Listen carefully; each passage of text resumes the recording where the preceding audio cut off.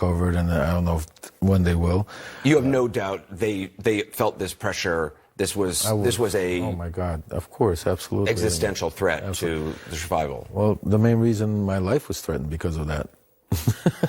I mean, So why do you think Zelensky says, "Oh no, there was no pressure. I didn't feel any pressure"? They're in an awkward position. I understand them, and I'm not here to try to call them out and put them even in the worst position. The awkward position is if Zelensky says whatever he actually feels, he still needs aid from the Trump administration. Obviously, and listen, my opinion is this: loyalty goes so far, but I think there's a lot of people in the Republican Party that don't agree. They're good people that don't agree with what he's doing, but they're scared. He gets away with everything, and now with especially with Attorney Bill Barr on his side and the Justice Department, I mean, a lot of people are scared. They want to get investigated. People are scared of being investigated by the Justice Department on behalf of President Trump, you're saying? I think so. Does that scare you? It scares me a lot.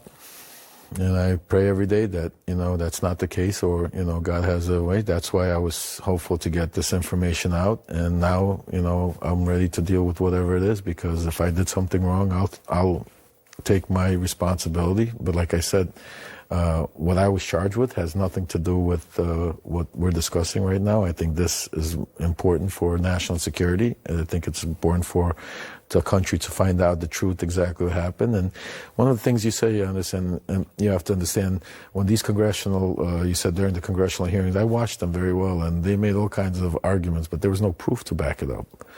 I mean, they sit there and they talk all this stuff, this and that, but they didn't bring one evidence. The Democrats brought all this proof, all this evidence, all this testimony. Show me one witness that came out. If you really look at it, I should be their best witness. I should be their number one witness, because I'm the one that got all the dirt, supposedly. Why aren't they calling me to testify? Why do they need Biden? Call me. Ask me what Biden did wrong. Do you think they're afraid of calling you? I think they're very afraid of me. I think they're afraid of me because I think they made a mistake by, trying to do what they did to me. If you could say anything to the president, what would you say? He needs to understand he's not a king. He needs to understand that there's a democracy. There's rules, even if you don't like them, even if you don't agree with them. It's all fun and dandy going to these rallies and standing up and rally. I was there.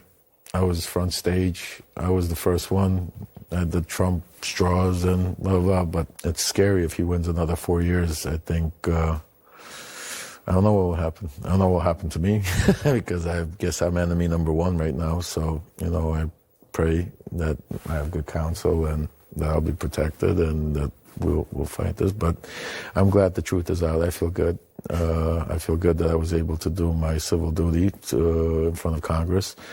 And I'm here to help the Senate, Congress, and hopefully I want to look at the GOP senators and to let them know that I'm here. I'm, not just the Republicans, the Democrats. You should know the truth.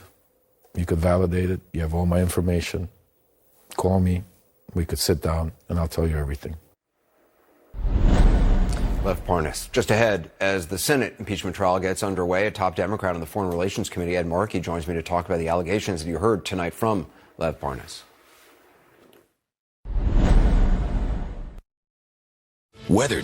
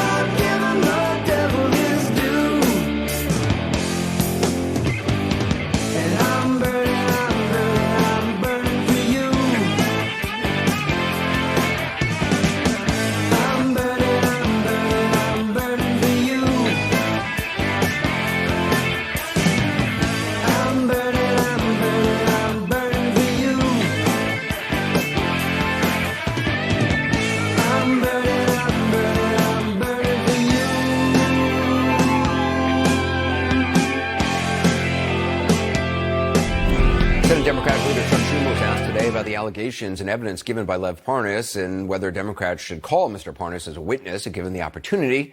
Senator Schumer said that Parnas' allegations have helped strengthen the push for witnesses and that if allowed to call him as a witness, quote, it's something we wouldn't rule out, unquote.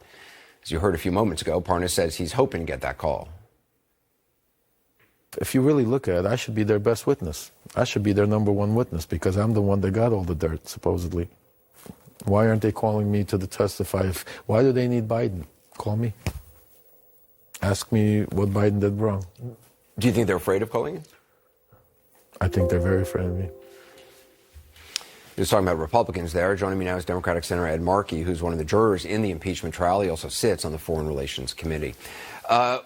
I'm wondering what you make of Parnas saying President Trump knew exactly what was going on. He's also, though he has no direct evidence about the vice president, he believes Pence would have known as well as Mulvaney and Bolton and others. I'm wondering what you make of his allegations. Well, he's only saying what Ambassador Sondland said, that everyone was in the loop, everyone knew, everyone was completely and totally aware of the fact that the president was withholding $391 million worth of American taxpayer money in order to extort an investigation of the Biden family. So it's very consistent with everything we've heard up until now, but we're very close now to the source because of the relationship which Mr. Parnas has with Giuliani. And so we know that he was integral to pulling off this caper. And if he's willing to testify, then that's a powerful corroboration of the central charges against the president of the United States. It's important to point out Ukraine's foreign minister says he doesn't trust any word that's, quote, that Parnas is saying. Parnas is facing obviously multiple federal criminal charges. So there's obviously questions about his credibility, which I asked him about also. But to me, one of the remarkable things about essentially what his position was, there's no doubt he was very close to Giuliani. There's no doubt he was in Ukraine doing this stuff. The fact that he would hold up a phone and Giuliani would speak and say, according to Parnas, say to whatever Ukrainian official he was meeting with, this guy represents me and represents the president. Right. There's no question that Giuliani hired Parnas to be a representative in the Ukraine in order to talk to the Ukraine government about an investigation of the Bidens in return for this money. I don't think there's any question about that. Now, Parnas is someone whose evidence, whose testimony should be questioned, challenged, like any other witness. But he should be a witness. He should have his documents presented to the Senate. This is ultimately a trial is a search for the truth. And this evidence that is being presented is directly relevant to the question of what the president knew and when he knew it, what he told Giuliani or his other officials to try to execute as part of this attempt to extort an investigation of the Bidens out of that government. So from my perspective, Parnas should have all of that information provided to the Senate. He himself should be made available so that he can be questioned as well. It is also remarkable when you hear from Parnas, every time he talks about what the quid pro quo was, what his message to the Ukrainians was, it's always the same, an announcement of an investigation against the Bidens, not an investigation itself. Like, that didn't matter whether there was, in fact, Parnas said to me, you wouldn't want the Ukrainians doing an investigation. It's the last place you would trust to have an actually fair and thorough investigation given corruption issues in Ukraine. They just wanted the announcement. It's clear that at that time that President Trump was paranoid about Joe Biden, that he wanted to discredit, undermine that candidacy. I don't think there's any question about that.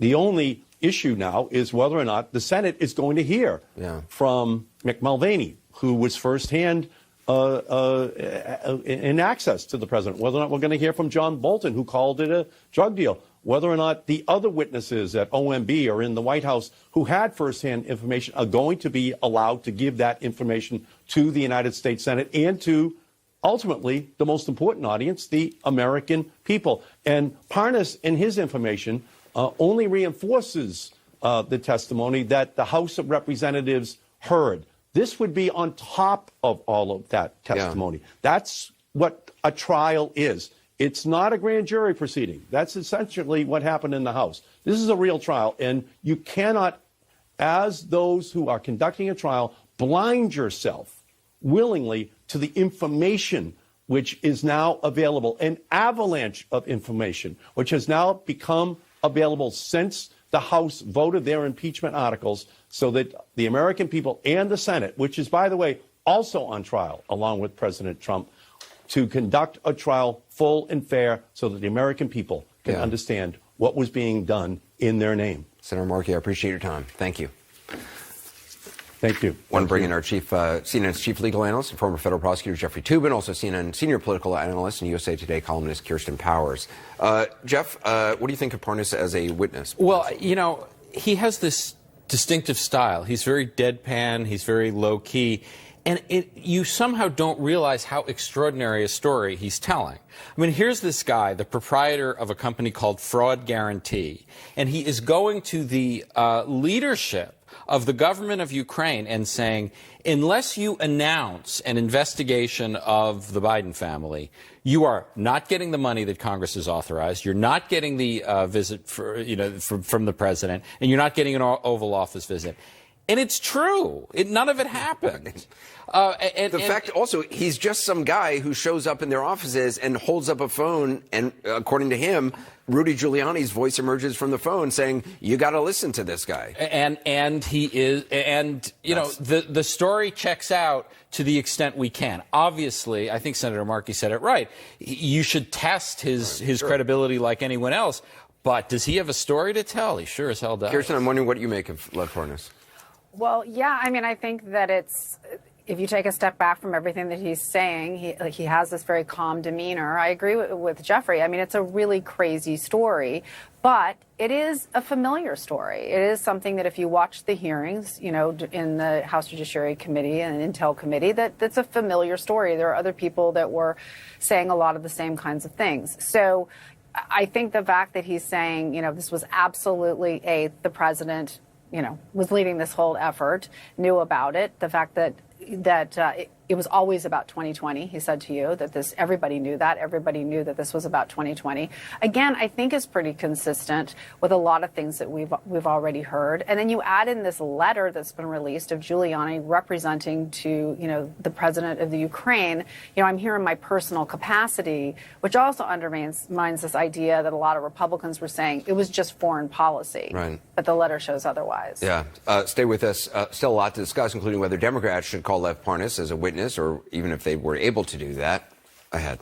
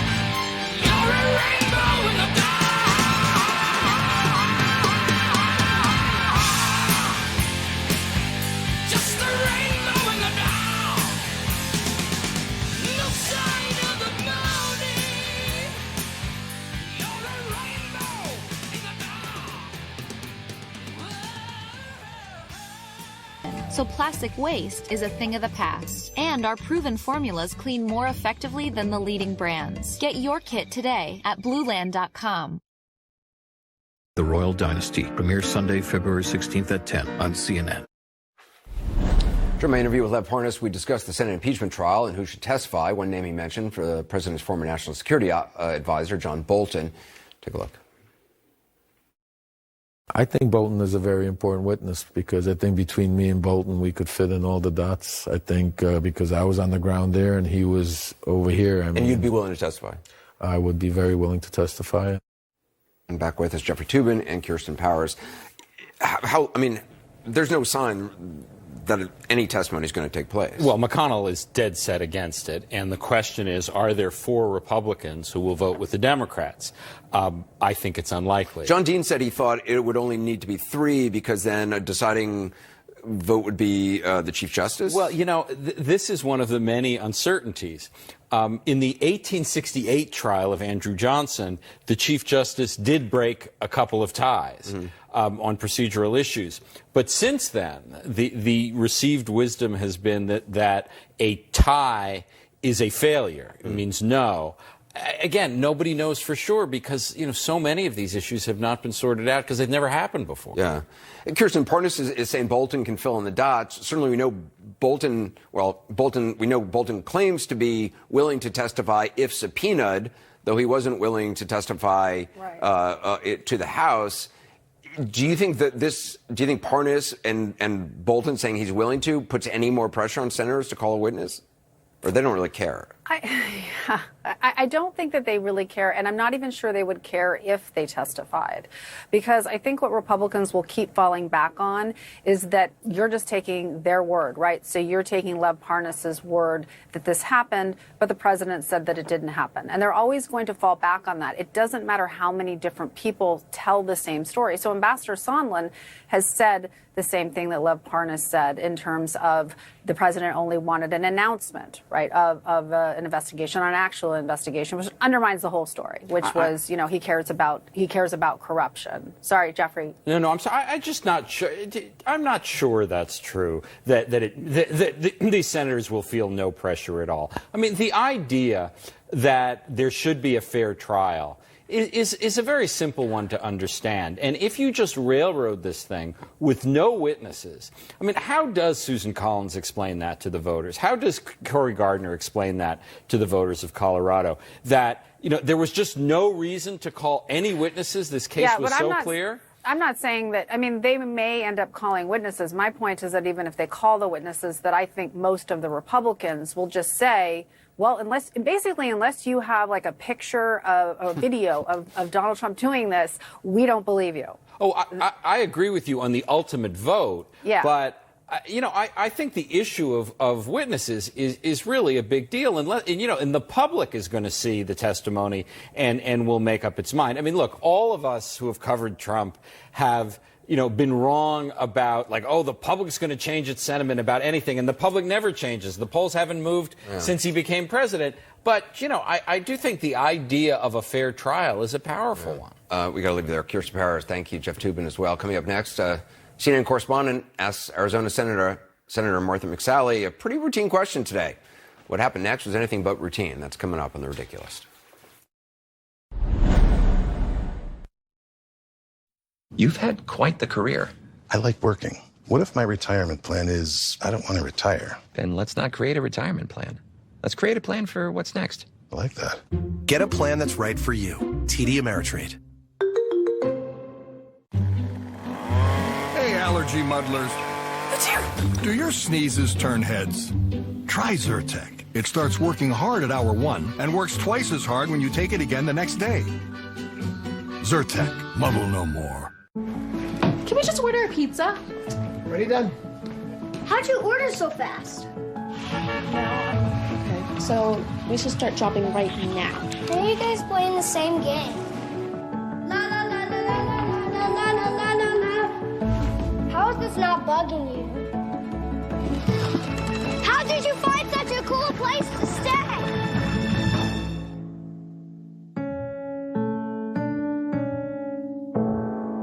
Day Dana-Farber Cancer Institute. Discovered the PDL1 pathway. PDL1. They change how the world fights cancer. Blocking the PDL1 protein lets the immune system attack cancer. PDL1 transformed. Revolutionize. Immunotherapy. PDL1 saved my life. Saved my life. Saved my life. What we do here at Dana-Farber changes lives Everywhere. everywhere. Everywhere. Everywhere. Everywhere.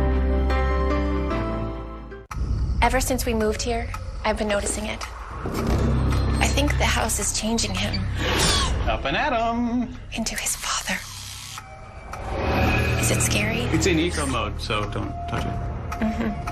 I can't stop this from swinging. There must be a draft in here. But he did save a bunch of money bundling our home and auto with Progressive. Progressive can't protect you from becoming your parents, but we can protect your home and auto when you bundle with us. Hello. Sorry, honey. Butt dial. Nobody said it was easy. No one ever said it would be this hard. Oh, take me back to the start.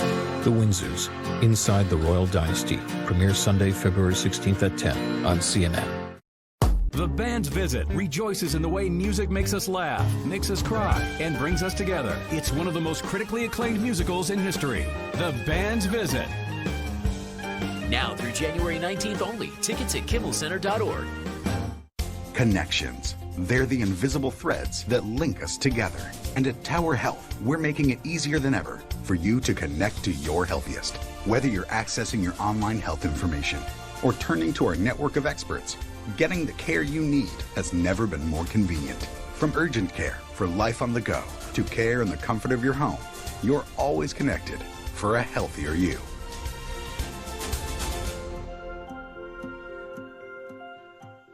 The Band's Visit rejoices in the way music makes us laugh, makes us cry, and brings us together. It's one of the most critically acclaimed musicals in history. The Band's Visit.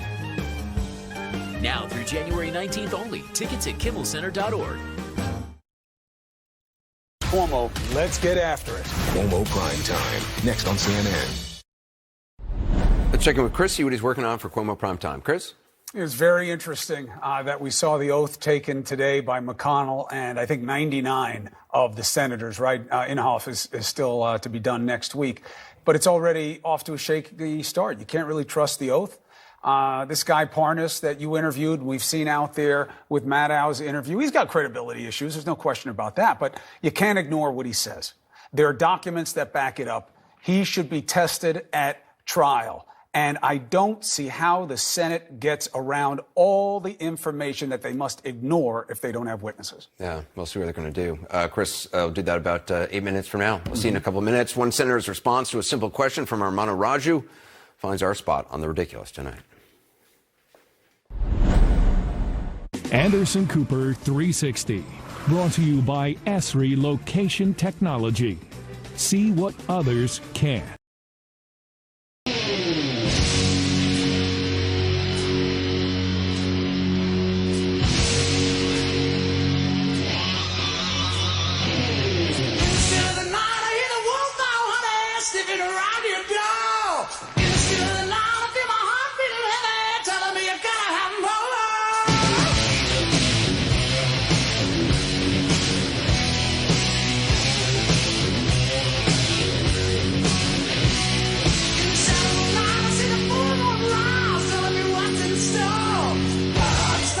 My body started shaking and I can't take no more.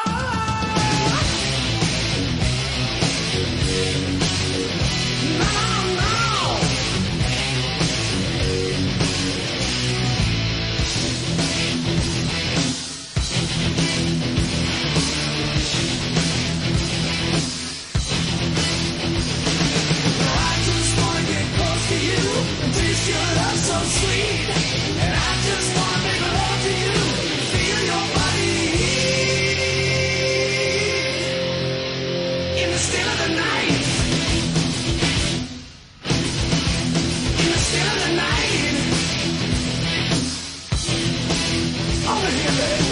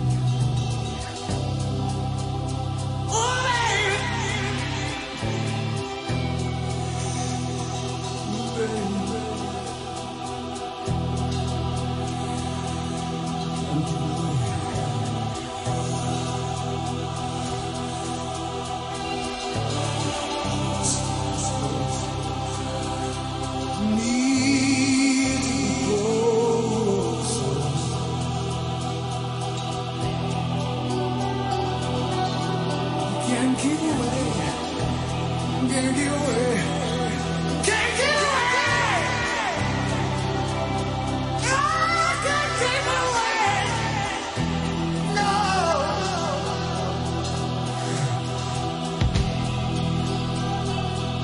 You gotta give me love. Gotta give me some loving every day. Can't keep away.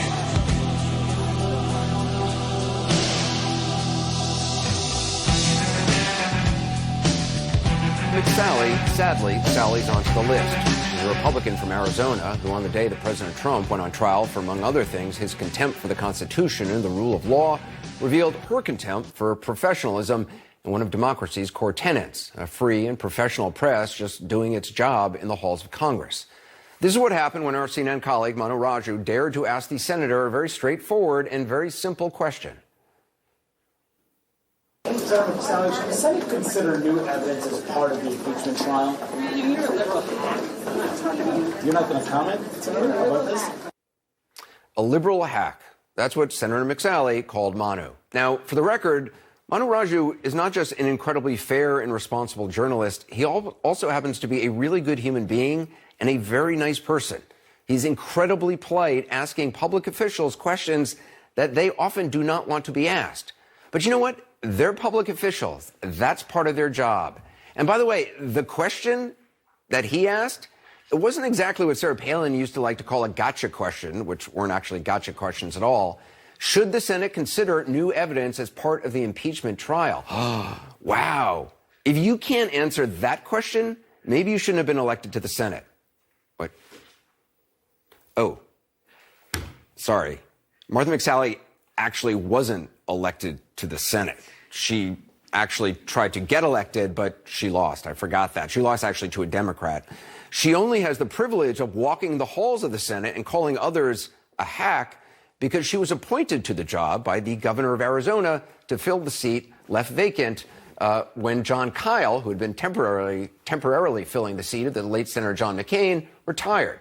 Now, I didn't know much about McSally because her record in the Senate is pretty thin. It turns out McSally is a veteran of the Air Force and has a really honorable and impressive record of service. And she was a trailblazer in the military. She actually sued the Defense Department while serving so that female service members didn't have to wear headscarves when off base in Saudi Arabia.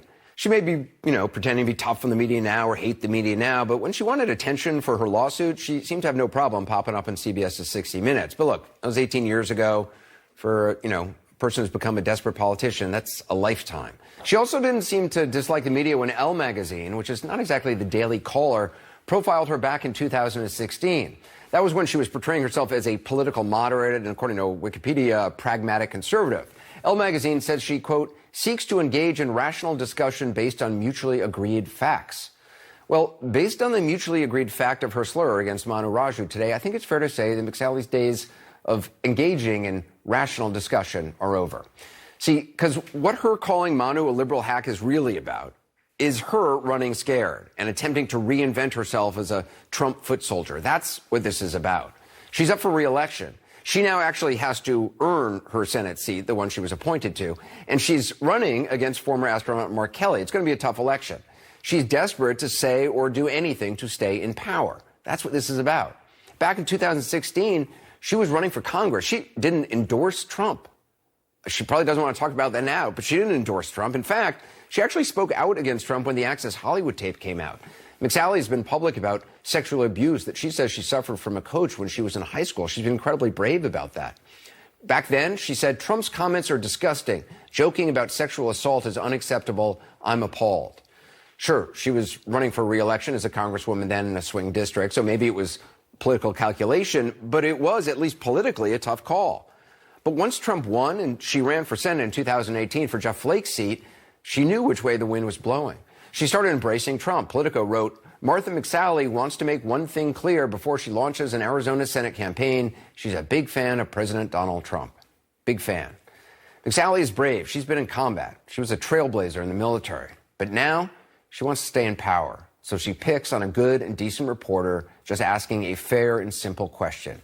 And you know how you know that this is all just a political act? because she herself tweeted out a video of the exchange, and she herself is now fundraising on that exchange. She's trying to make money off the fact that she called Manu Raju a liberal hack. And you know what? The president is now asking people to donate to her because she was rude and unprofessional to a reporter. So big, long, slow clap for you. A reporter was just doing his constitutionally backed job. And so congratulations, appointed Senator McSally. I'm sure the money's going to flow in, and he may get a bump in the polls, and he may win. But look at the company you are now in, and look how far you have come.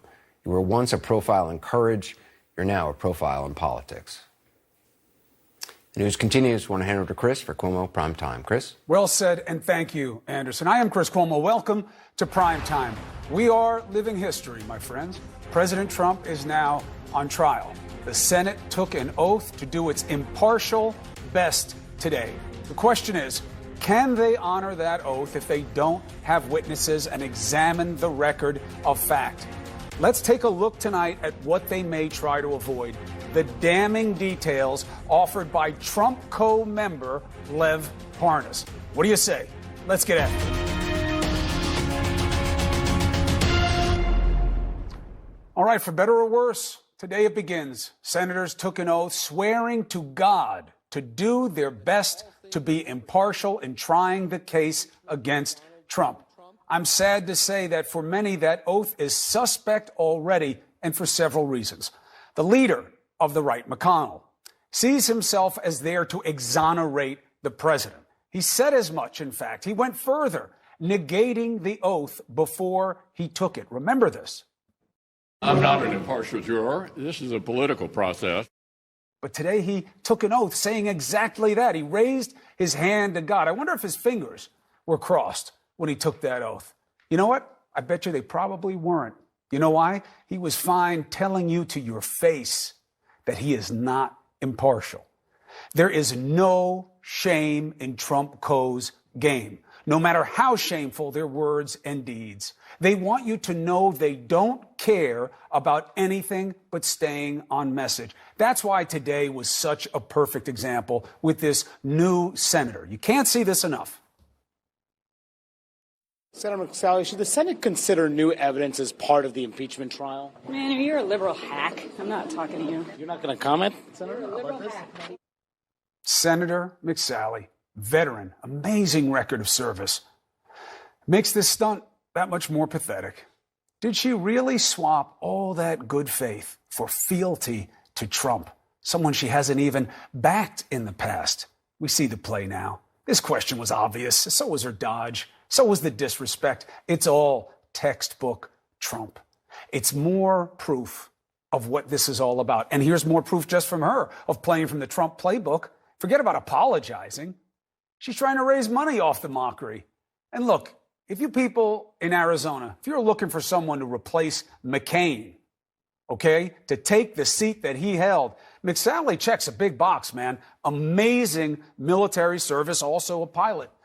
But after today and after this, she bears no resemblance to McCain's dignity, decency, discretion. I can't believe people would vote for her to fill McCain's seat. As obvious as her and McConnell's antics are, we get the reason. What can't McSally really handle? What can't McConnell handle? The facts. In fact, there's a chance that this Senate will be the first to refuse to accept the facts delivered from the House, but they also may refuse to access the facts themselves through witnesses. How can you do your job then? What are their criticisms of the case? There are two, all right? Now, we will take a look at them, and we will see what it's really about. A senior member of what's really the resistance, which is people on the right insisting on resisting their duty under law. Representative Mark Meadows, I ask him on the show all the time, and he is welcome to make his case. But today, he took to Twitter saying, no underlying crime, no firsthand witnesses. Game over. No firsthand witnesses. Representative Meadows, meet Lev Parnas. If you're looking for allegations, crimes from someone who was there, who says he was part of all the wrongdoing, there's your boy. He says he was part of everything that was wrong, that the president knew, the vice president knew. You don't know him? Oh, funny. That's what the president said. Remember this? I don't know Parnas, other than I guess I had pictures taken, which I do with thousands of people, including people today that I didn't meet, but just met him. I don't know him at all, don't know what he's about, don't know where he comes from, know nothing about him. You believe that? Here's what Parnas says. I welcome him to say that even more. Every time he says that, I'll show him another picture. He's lying. He's lying. Credibility issues? Absolutely. Credibility issues on both sides. You got a guy with a shady past, investigated for messing with foreign powers and political contributions, now suspected of strong-arming Ukraine for dirt on the Bidens. And then you've got the other guy, Lev Parnas, who is not protected by his position like Trump is and has been indicted for the same kind of activity regarding donations. So whom do you believe? The main difference is Parnas admits his role. And the biggest difference, he's got documents to show what he says is true. The other first-hand witnesses that Meadows and the GOP seem to crave, how about Mulvaney? How about Pompeo? They're first-hand witnesses. Why don't you bring them in?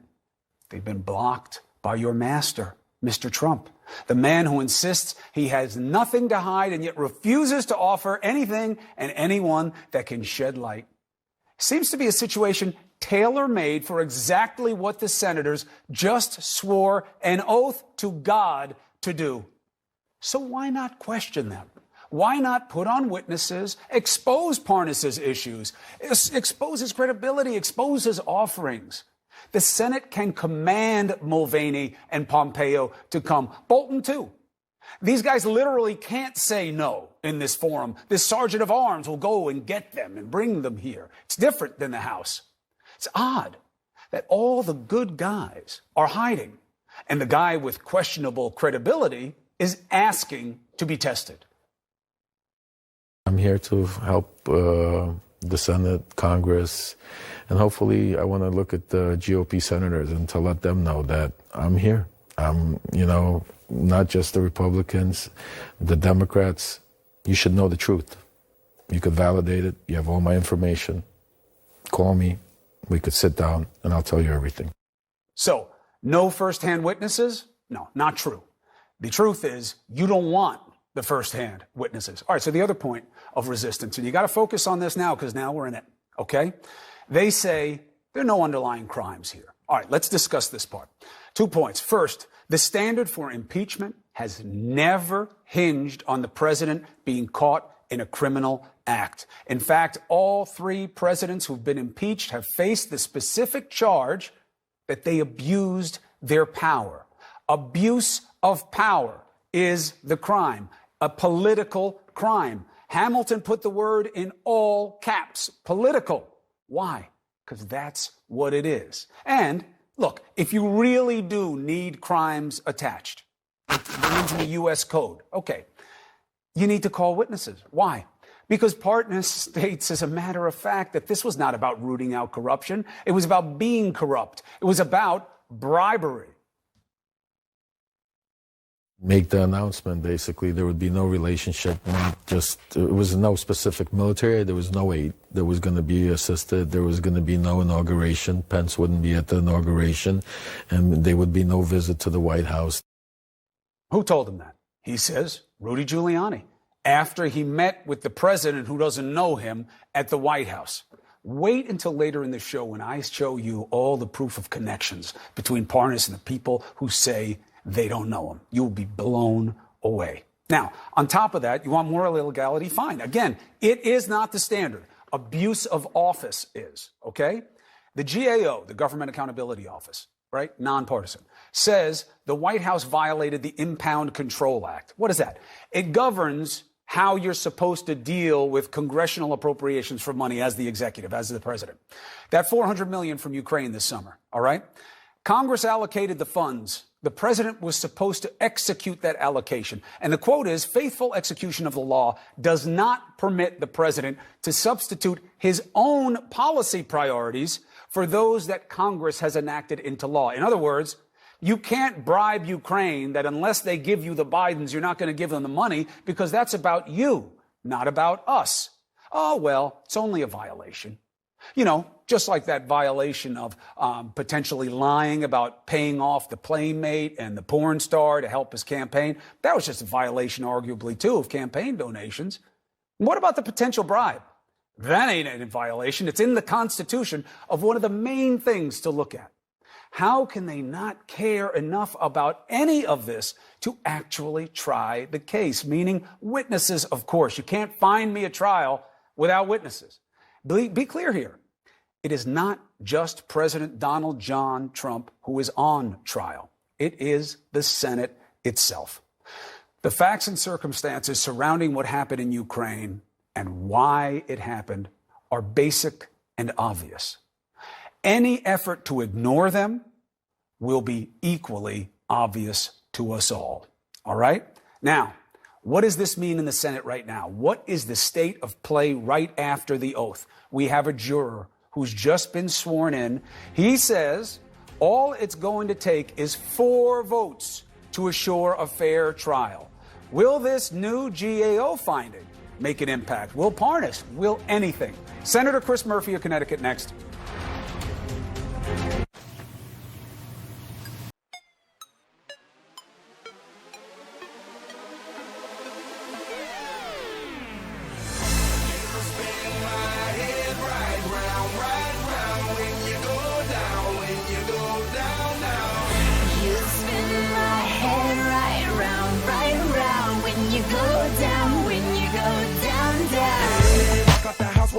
Hop in that whip, yo, I got places to go. People to see, time is precious. I look at my Cartier out of control. Just like my mind where I'm going, the women, the shorties know nothing but clothes. No stopping at my Pirelli's on. Unlike my jewelry, that's always on. I know the storm is coming, my pockets keep telling me it's gonna shower. Call up my homies, it's on and popping the night, cause it's meant to be ours. We keep a fadeaway shot, cause we ballin' this platinum Patron every hour. Look, mama, ow, you just like the flowers. Girl, you the truth with all that goody power, cause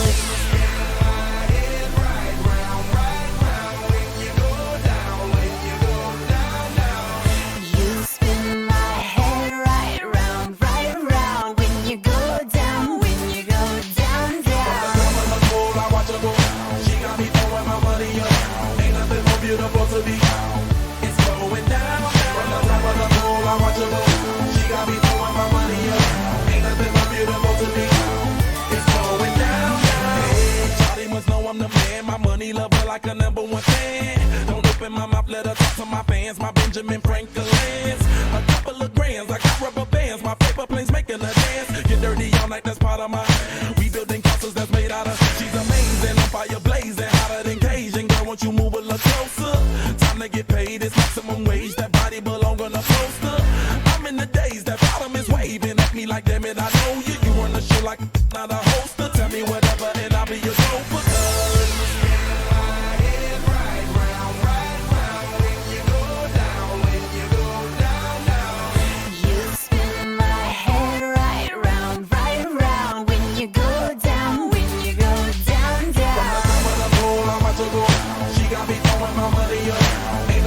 Beautiful to be, it's going down. From the top of the pool, I watch her go. She got me throwing my money up. Ain't nothing more beautiful to me. It's going down. Yeah, I'm spending my money. I'm out of control. Somebody help me. She taking my bank full, but I'm king of the club, and I'm wearing a crown. Popping these bottles, touching these bottles, watching they asses go.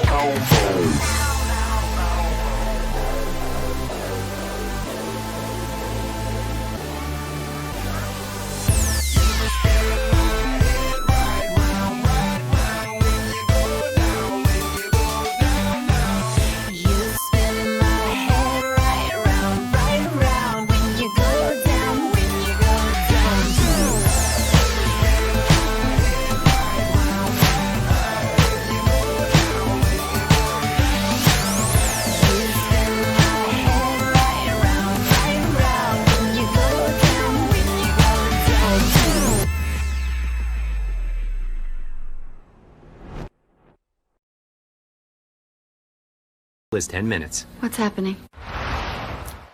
The Chief Justice of the United States is ready. Senators, in this case, the jurors, kind of the judges as well, in addition to the Supreme Court Justice, they're sworn in, except for one who will be sworn in next week.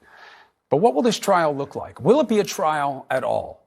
Because if there are no witnesses, how is it a trial? That is the question that hangs over the process that unraveled today. The trial of Donald John Trump. So let's bring in one of the jurors from Connecticut Senator, Democrat Chris Murphy. Senator, good to have you with us. Thanks for having me.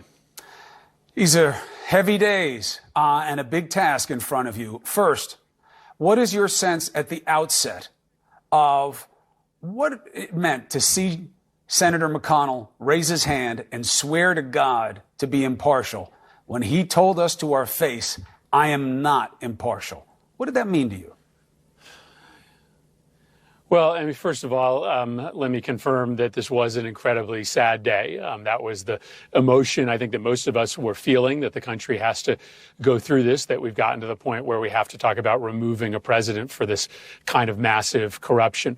And we all swore an oath today. We swore an oath to get to the bottom of the case being presented by the House. And you cannot do that with so much evidence hanging in the balance, with so much unknown.